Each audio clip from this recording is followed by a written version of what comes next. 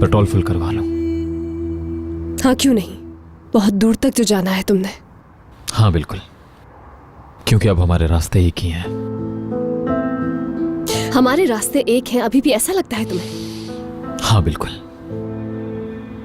मैंने तुम्हें क्या बताया, अब से हमारा रास्ता एक ही है और किस्मत भी।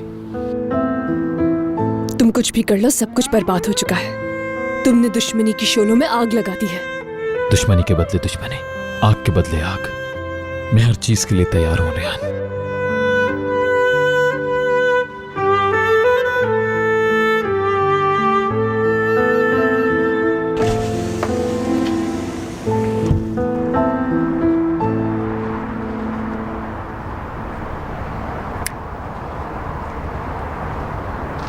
पेट्रोल फुल कर दो।